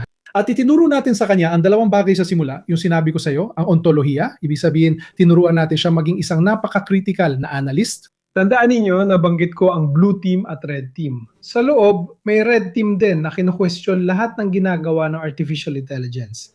Sinasabi nila, ako ang abogado ng demonyo. Parang hindi totoo ang sinasabi mo. Bumabalik siya kapag may nakitang mali, nililimitahan ang sarili. Pero kapag napatunayan, mas dinadetalye at patuloy na umuunlad. Natututo siyang mag-isa. Kasamang lahat. Ang oras ay para sa kwentong ito, di ba? Kita ko agad kung nagkamali, may mali o walang saysay. Kaya sa huli, may halaga ito batay sa lawak sa kilometro kwadrado ng nakuha mo. Isa itong sentro na magdudugtong sa isang kalsada, sa isa pang lungsod, urban ito, may mga sistemang pangdepensa, may ilog at nakataas ito. Ayan, lahat ng mga salik na ito kapag pinagsama ay nagbibigay sa atin, sabihin na nating isang pagsukat, alam mo na, mas maganda, sa totoo lang, at mula sa logical na pananaw kaysa sa kahit anong think tank dito sa mundo. Napansin ko na kahit ang Instituto for War at iba pa, lagi nilang pinag-uusapan ng mga kilometro kwadrado sa simpleng paraan, walang basehang militar. Sa huli, ano ba talaga ang ibig sabihin nito sa militar? Kahit noong unang digmaang pandaigdig, mas binibigyang halaga ang isang burol kaysa sa isang kapatagan. At palagi kong naisip na kakaiba yon. Mirko, huwag ka muna umalis. Bumalik ka rito sa taas, may ipapakita kami sa'yo. Mirko Campochiari, nandiyan ka ba? Ang grado ng NATO, kaya nga, ay nagbibigay dito ng isang bagay na kailangang laging mapapatunayan. Kaya para sa ating artificial intelligence. Ipinapakita ba nito ang mga sanggunian at kung paano ito nag-isip? Kung may pagkakamali, sinasabi natin agad at hindi na inuulit tapos may ebidensya. Kaya nandoon ang grado ng NATO. Pagkatapos, inilalagay nito sa tabi ang mga sanggunian at dokumento, binubuksan ang mga pinagkunan, kaya nagagawa nitong maging analista ang kahit sino. Ayan, kita mo. Sige, kunin din natin ang mga halimbawa, hindi ba? Ako si Asve Isve. 1,628 kilometer ang na-infiltrate pero hindi kontrolado at sa mapa mukhang mas malaga ito kaysa sa tunay na nakamit. Ang pag-unlad ng Constantinivka ay urban at hindi sumasakop ng malalawak na lugar kundi nakasalalay sa kontrol ng isang critical na punto ng Fortress Belt. Ano ang ibig sabihin ng Fortress Belt? Ang mga lungsod sa paligid ng Kramatorsk at Sloviansk ay mas mahalaga sa mga Ukrainian sa lohistika at depensa. Hindi yung 200 kilometro kwadrado sa may Kulyay-Pole na puro bukirin lang at ilang depensibong posisyon. Sa palagay ko, may iba pang salik na naranasan nating lahat sa digmaan. Kahit na unti-unting bumabagsak ang mga lungsod, ang huling yugto ng pagsakop sa bawat lungsod ay palaging ang pinakamagastos. Halimbawa, nakuha agad ng mga Ruso ang 70 hanggang 80% ng Pokros sa 6 na buwan. Pero gaano katagal bago matapos ang natitirang 20-30%? Ganun din sa Bakhmut, sa Avdiivka at sa lahat ng iba pa. Kaya, bawat kilometro kwadrado na nakuha ng mga Ruso sa 2026 ay 2.7 beses na mas marami ang buhay na nalalagas kaysa sa 2025 at bumabagal pa ng halos 1/4 ang bilis. Ang pag-unlad ng Kostiantynivka ay nagpapakita na tataas pa ang gasto sa bawat nasakop na lupa sa mga susunod na buwan kahit bumagsak ang lungsod. Talagang interesante makita na kahit na bumaba ang bilang ng mga pag-atake noong Pebrero, Marso, Abril at Mayo, na yon, mula sa huling bahagi ng Mayo hanggang Hunyo, tumaas na naman ang mga ito. At gayon pa man, pagdating sa kabuuang kilometrahe na nasakop, medyo mas tahimik ang lahat. Mula nang wala na ang komersyal na alok, tumaas ito. Sa kaso ng Russia halimbawa, ang huling batas na ginawa ni Putin ay yung papatawarin ng utang mo kung maglilingkod ka sa Ukraine. Napapansin natin na bumaba ang bilang ng mga taong nare-recruit bawat buwan at bumaba rin ang aktibidad ng Russia. Ang aktibidad ng Russia sa ngayon ay halos nakatutok lang sa harapan ng Liman Sivers Kostiantynivka, ibig sabihin sa kalating hugis gasuklay na daan na yon, na halos diretso papunta sa Kramatorsk at Sloviansk. Ito ang lugar, mga 55 kilometro ito para magbigay ng ideya ng lugar kung saan nagaganap ang pangunahing operasyong militar ng Russia. May konting sagupaan sa ibang front, paminsan-minsan, pero walang malaking pagsisikap. Lahat umiikot dito. Liman, Kramatorsk, Sloviansk, ang belt, ang defensive belt, ito ang tinutukoy nila. Ibig sabihin ay Kostiantynivka, Olegsevo. Ang Druzhivka ay mas malaki kaysa Kostiantynivka. Ito ang Kostiantynivka. Questa è la zona Napakahalaga para sa mga Ukrainian para ipagtanggol ang daan papuntang Kramatorsk at Sloviansk. Sa ngayon, dito talaga nakatutok ang lahat. Kaya kung ikakategorya mo lang ang lupa basta kilometro kwadrado, medyo makitid ang pananaw. Kailangan mong tingnan ang kahalagahan ng lupang yon at kung ano ang maaring halaga nito sa pangmatagalan. Sa lahat ng salik na ito, mula ngayon, gagamitin natin ang sukatang ito ng halaga bilang pagsusuri. Tingnan natin ang nangyayari sa Kostiantynivka. Dito makikita na halos saan-saan nakapasok na ang mga Ruso. At malamang nasusubukan ang mga Ukrainiano na pagbayarin sila ng pinakamalaki hanggat maaari para sa pananakop. Patuloy nilang pinapalakas ang kanilang mga puwersa. Ano kaya ang susunod na hakbang ng mga Ruso? Historically, kahit na nasa ganitong sitwasyon sila, kadalasan ay aabutin pa ng 1 o 2 buwan bago tuluyang makuha ang isang lungsod. Samantala, narito ang ilang geolocalization ng mga Ruso kung saan inatake nila ang isang M100 at 13 ng Ukraine na may nakakabit na cap cage laban sa drone kung tama ang aking tanda. Kaya tulad ng nakikita natin, napakalaki ng aktibidad ng interdiction ng mga Ruso. Isa itong geolocalization ng mga Ruso gamit ang Russian drone video na tumatama sa infantry positions. Ano napapansin ninyo rito? Kaya alam natin kahit papaano sa pagkalkula na dumarating sila 1, 2, 3 araw pagkatapos ng aksyon ng mga Ukraino ay nandito pa rin sa lugar na ito. Sa kabilang banda, mayroon din tayong katumbas na mga geolocalization ng mga Ruso. Ito ay mga geolocalization na ginawa ng mga unit na nagsasabi sa atin na, tingnan ninyo, tinamaan namin dito ang mga unit ng Ruso. Ang usapan ay tungkol sa sentro, mismong lungsod kung nasaan ang sektor ng industriya. Maraming ebidensya para magbigay idea. Oo, maaring isa rin itong M113, maaaring Italyano. Heto na naman. Ayon sa isang source ng geolocalization mula sa Ukraine, tinamaan nila ng mga drone ang impanterya ng Rusya sa ibaba. Kaya halos alam natin na may mga grupo ng infiltrasyon halos kahit saan. Tingnan ninyo ang mga distansya, kaliwa ng lungsod, kanan ng lungsod at napakarami talaga. Nagbigay ako ng halimbawa, pero sa mga pinagkunan, marami pa kayong makikitang ganitong video mula sa mga unit ng Ukraine na nagpapakita ng kanilang pakikipaglaban. Ang impanterya ng Rusya, kapag may impanterya kang Ruso, ay nasa kanan at kaliwa ng lungsod, halos gitna na.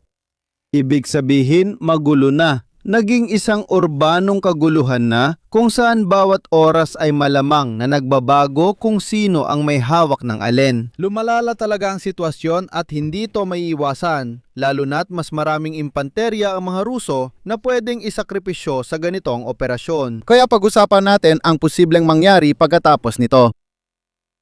Kung ipagpalagay, 2 buwan ang kailangan ng mga Ruso para malinis ang lugar. Kostiantynivka. Sa Kostiantynivka, ang pinaka-obvious na gawin ay pumunta sa Oleksievo. Druzhivka, pero paano ka makakarating doon? Dito rin, walang rasyonalidad at rasyonalidad. Kung susurin natin ang lupa, dito kumuha ako ng pagsusuri mula kay Playfra na bahagyang sinasang-ayunan ko dahil personal kong hindi gagawin ang ganoong approach. Sa silangan, kaya nasa likod ng Druzhivka. Pinag-usapan namin ito ni Kapitini mahigit 1 taon nang nakalipas. Kamakailan, napaunlad ng mga Ukrainian ang linyang ito. Kaya kung may atake sa Hilaga, guguluhin ito ng mga unit ng Ukrainian mula sa mga tagiliran. Tapos, dahil pinag-uusapan natin na isa sa pinakamahalagang salik ay ang mga talampas o anumang mataas na posisyon para mailagay mo ang iyong mga mortar, mga drone at iba pa. At saka, Playfab. Sa tingin mo, paano ba karaniwang lumalapit ang mga Ruso? Alam mo ba kung paano? Madalas nilang ginagamit ang mga linya ng puno. Karaniwan, sa pag-atake sa posisyon, sinusubukan nilang dumaan sa gilid ng bukirin na may mga puno at kanal para makalapit. Sa totoo lang, mas pumapabor ako sa isang mas, sabihin na nating, definitibong paraan kumbaga. Bakit ko kailangang kunin ang Kostiantynivka at lumapit sa Druzhivka mula sa silangan at timog sa pamamagitan ng mga bukirin? Kung pwede naman akong umatake mula sa Hilaga, kung saan nandoon ang buong bulubundukin, magkakaroon ako ng posisyong magpapawalang silbi sa Druzhivka.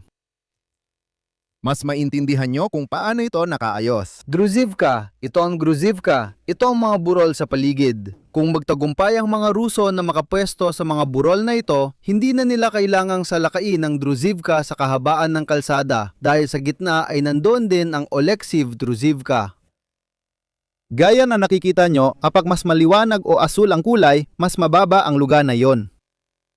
Pwede kong kunin ng madali ang mga burol kung saan may pangunahing kalsada rin at mula roon ay pwede kong putulin direkta ang lohistika na nag-uugnay. Druzhivka, Kramatorsk, Kramatos, Sloviansk at iba pa sa Hilaga. Kaya sa pananaw ko, malamang na hindi naaakyat ang mga Ruso, nilagyan ko ng violet na araw. Mula sa Kostiantynivka, lahat ng urbanong bahagi na ito papunta sa Druzhivka. Yung isa pa, gaya ng nakikita ninyo, may sapa din dito. Malamang gagamitin nila ang opsyon na iwasan ang Kostiantynivka. Akyat sila sa bahagi ng mga burol, magpoposisyon dito sa itaas, at gagawing halos walang silbi ang Druzhivka mula sa pananaw ng depensa. Sa pamamagitan ng pagputol ng logistika ng mga Ukranyano sa Hilaga, naniniwala akong alam ito ng mga Ukranyano kaya sila ay nakaposisyon sa mga burol sa itaas. Ipinapakita nito na kapag nakuha ng mga Ruso ang Kostiantynivka, malamang sa dulo ng taon ay pag-uusapan na. Magsisimula ng pag-usapan ang pagkubkob sa Kramatos at Sloviansk, doon ay talagang nagiging malapit na ang mga distansa. Sa distansya ng mga drone na yon, parang nasa linya ka na ng labanan, mas mababa pa sa 20 kilometer.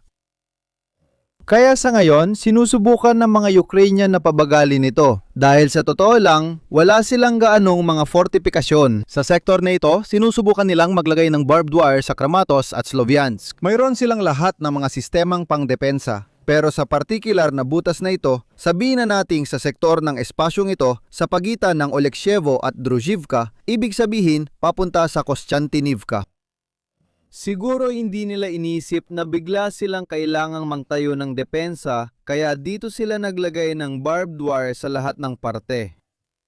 Magiging interesante kung iahambing natin sa nagdaang live ang mga posibleng senaryo. Ang Donbas ay tiyak na ang pinakamababang layunin ni Putin para makaalis siya na may hawak na kahit ano. At dito at hindi ito nagkataon na sa panahong ito na hindi sila aktibo sa lahat ng front, sinusubukan nilang gawing mas epektibo at ituon ang kanilang mga resources sa mga layuning ito. Kaya Kostiantynivka, lugar ng Siversk at Liman, ito ang tatlong pinakaaktibong front na yon ng mga Ruso at wala namang nakikitang malaking pagdating ng mga bagong puwersa. Ibig sabihin, magbubukas pa sila ng iba pang labanan.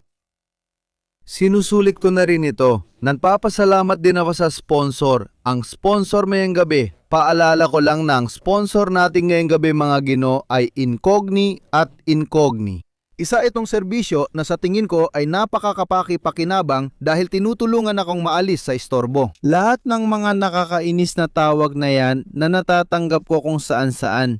Oo, tama na, oo. Ngayon, mas nakakainis pa sila. Alam mo bakit? Kasi robot na sila. Oo, kasi dati, kahit paano, may babae na nagtatanong, "Pasensya, pwede po kitang istorbohin?" Hindi, pasensya, hindi ako interesado. Ngayon, lahat sila parang robot na, kaya mas lumala pa. Kaya kayo, tulad ko, araw-araw nakakatanggap ng mga nakakainis na spam na email, mga serbisyo na hindi mo na maalala kung ginamit mo ba, at mga tawag mula sa robot, di ba? At ano ang inaalok nila sa inyo? Mama promo at alok na di mo alam kung paano ka napasama sa listahan nila.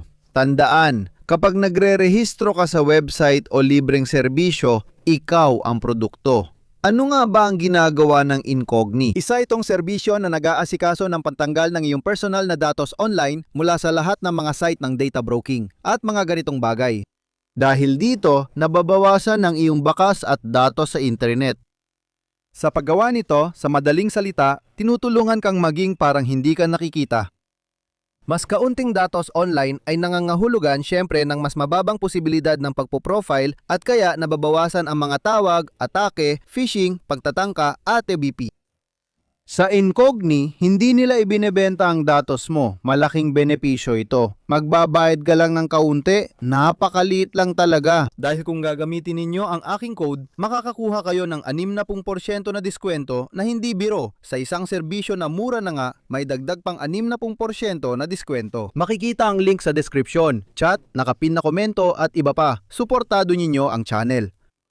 Kaya tandaan ninyo, kung hindi nila kayo makita, hindi nila kayo maiistorbo, simple lang. Ginagamit ko ito at mas kaunti na ang mga email na nakakapuno ng inbox at mas kaunti na rin ang mga tawag sa akin.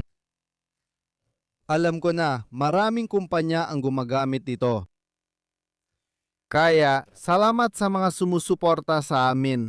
Kaya, gaya ng nakikita natin, tungkol sa digmaan sa Ukraina, lahat ay nakatuon na lang sa ilang sektor dahil ang mga tao sa magkabilang panig ay hindi na katulad ng dati. Ngayon, nangingibabaw ang digmaan ng mga drone at hindi nakatanggap-tanggap ang pag-aaksaya ng buhay ng tao para sa magkabilang panig. Alam mo ba ginagawa nila sa harap?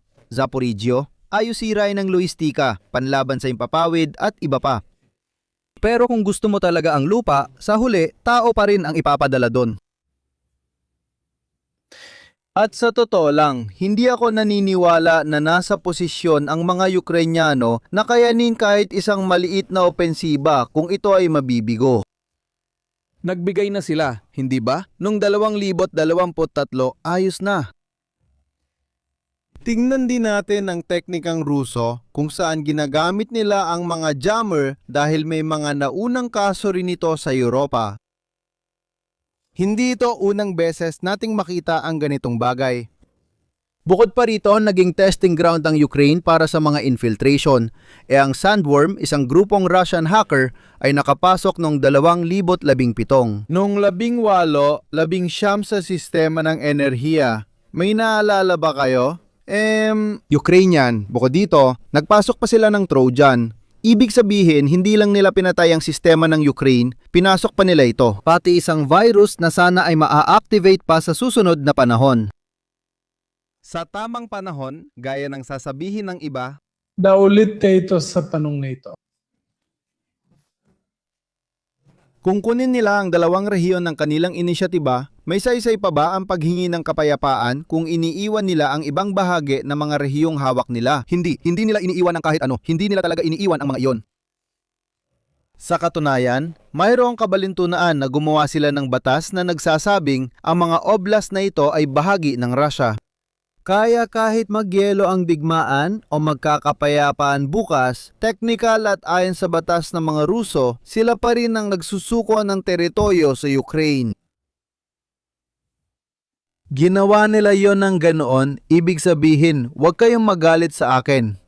Hindi ako naniniwala na titigil sila. Sa halip, gagamitin nilang mas maayos ang yaman nila para makuha ang layunin sa Donbas at mailigtas ang danggal nila. May gusto akong itanong tungkol sa nabasa kong interesante. Yung mga Ruso sa Roskomando, sila rin yung nagpadala sa akin ng mga kilalang banta sa email, di ba? Napagtanto nila na isa itong problema, lalo na kung gusto nilang gumawa ng VPN ng estado. Bam!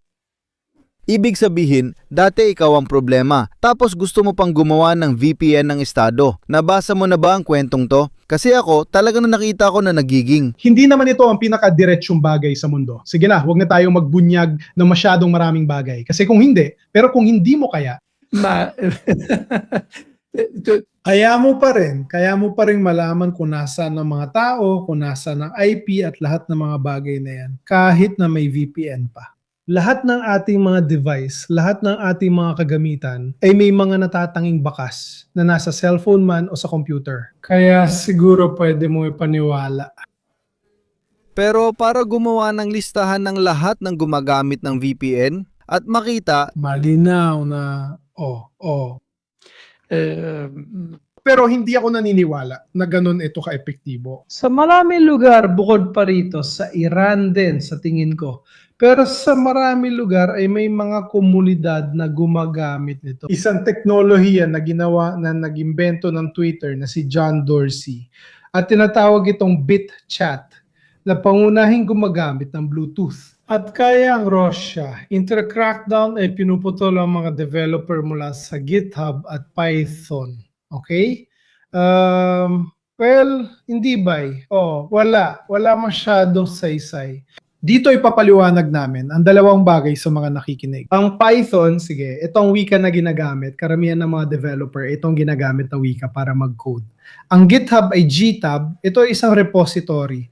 Kaya ito ay isang malaking archive kung saan lahat, pati ako, ay may sarili kong repository. Dito inilalagay ng mga natatrabaho sa Ponte Aperta o gustong gumawa ng libreng software ang kanilang gawa para ma-download. Kaya, madalas may iba't ibang fork. Ang mga fork na ibig sabihin, gumawa ako ng sarili kong bersyon ng software na ito at BPT. Eksakto.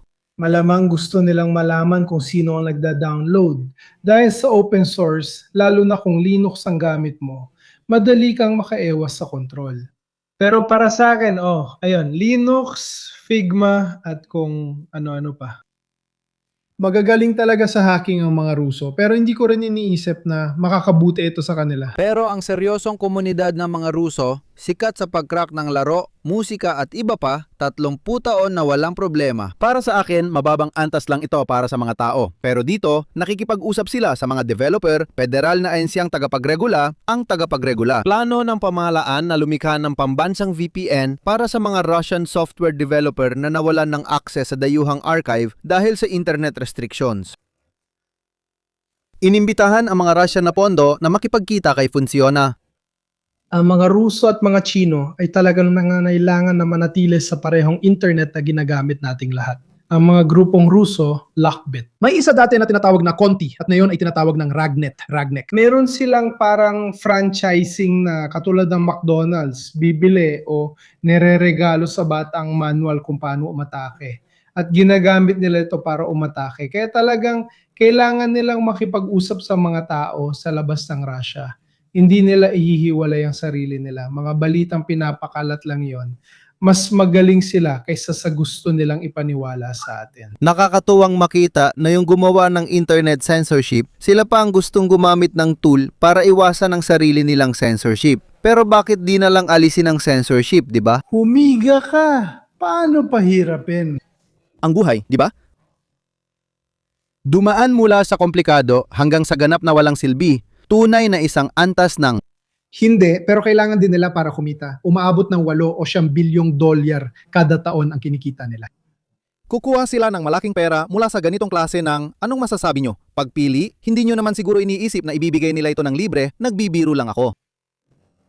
Hindi. Magiging lasing ang Rusya. Mag-ingat kayo, huling silip na lang at matutulog na tayo. Nakikita nyo? Yung ibang mga sektor, halos natutulog pa. Ibig sabihin, nauha na ang Pokrovsk, nauha na ng mga Ruso ang Krishinya at sa nakaraang 1.5 o 2 buwan, bukod sa ilang maliliit na paglusot, wala talagang nangyari.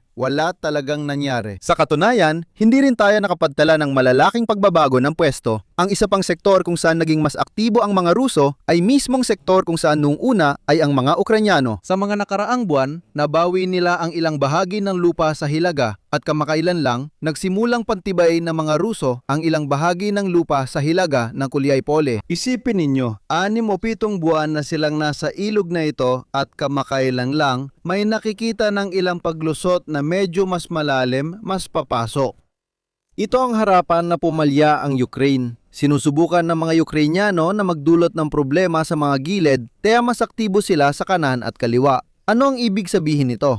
Kung sa isang banda ay inaatake nila ang Kamyansk-Kamyanske sa pampang ng Dnieper, sa kabila naman ay sinusubukan nilang atakihin sa gilid ang posisyong ito, ang posisyong Ruso na ito. Sa paraang habang mas sumusulong sila pakanluran ng Kuliay-Pole, mas lalo silang nalalantad sa posibleng kontra-atake. Ang masilagang Ukraine ay lantad sa gilid.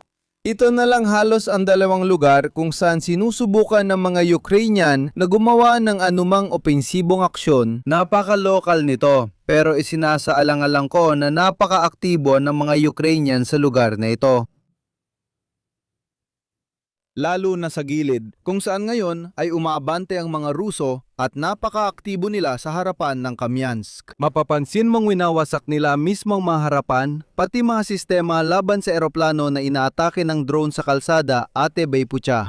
Ang mga unit na pinakapang-atake, pinaka-mobile at iba pa ay nasa lugar na ito. Hindi ko iniisip na gagawa sila ng malaking opensiba, pero maaari rin itong maging opensibo o depensibo. Ibig sabihin, bibigyan ka nito ng sobrang daming problema na mapipilitan kang ilihis ang atensyon mo. Mga puwersa mula sa ibang lugar para limitahan ng opensibang operasyon ng Russia sa lugar ng Donetsk. Maaring ito ay isang alternatibo sa totoong pagtatangkang gumawa ng opensiba, parang papel na malagkit sa langaw, di ba? Subukang akitin. Yun ang hindi nangyari sa Kursk. Ang Kursk ay malinaw na isang pagtatangkang makita kung bibigyan ng prioridad ng mga Ruso ang pagtatanggol sa kanilang bayan kahit kapalit ng iba pang mga lugar ng opensiba. Sa halip, pinili nila, kumbaga, na baliwalain yon at ipagpatuloy ang kanilang plano. Alam nilang hindi rin naman makakabante ng husto ang mga puwersang Ukrainyano dahil limitado ang kanilang bilang. Kaya isa itong panganib. Kumbaga, kalkulado ito bukod pa sa pinsala sa imahe dahil mula pa noong ikalawang digmaang pandaigdig ay walang sinuman ang sumakop sa Russia. Hanggang ngayon, pati noong ikalawang digmaang pandaigdig, walang sumalakay sa Moscow. Interesante ring makita na marami silang pagkakatulad at talagang interesado sila rito. Maraming mga sipi sa mundo ng Rusya at sa mundo ng Ukranya, pero lalo na sa Rusya, tungkol sa mga pagbanggit sa dakilang digmaang makabayan.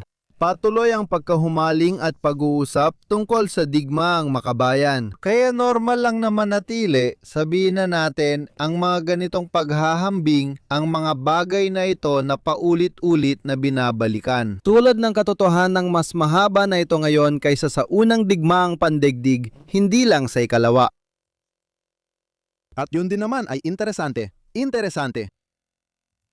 Kaya mga Gino, masasabi ko na nasabi na natin halos lahat ng dapat sabihin na yung gabi. Kaya magkita na lang tayo muli sa malapit na hinaharap. Sabihin na natin, kapag makakaroon tayo ng pagkakataon na gumawa ng iba pang bagay tungkol sa ibang mga paksa na ating tatalakayin. Bukod pa dyan, ang StreamYard ay medyo nagloloko rin sa side ko. Kaya interesante rin ito, huwag mo na akong tanungin kung bakit. Huwag mo na akong tanungin, kailangan kong kumonekta ulit para maisara ito. Tingnan natin kung magagawa niya.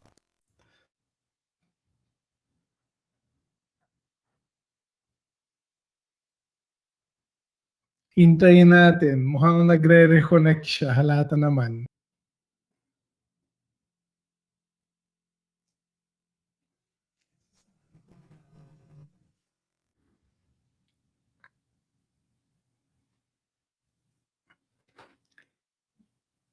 Sa tingin ko, tuloy-tuloy pa rin ang recording. At least nakikita ko na, ayan, nandiyan ka ulit. Ayan, kaya totoo ba? Oo, kaya natin tapusin ang kasi nagloko ang StreamYard. Wala siyang dapat, kailangan. Baka yung VPN ng mga Ruso, Mirko. Hindi masyadong gumagana ng maayos ang VPN ng mga Ruso, payo lang. Huwag niyo nang ituloy, huwag kayong bumili ng peke. Maraming salamat kay Ivan at sa inyong lahat. Makikita nyo ang sources sa description. Kita-kits ulit sa susunod na linggo kasama sina Moro, Kapitini at iba pa. Boa, magandang gabi. Magandang gabi sa lahat. Magandang gabi.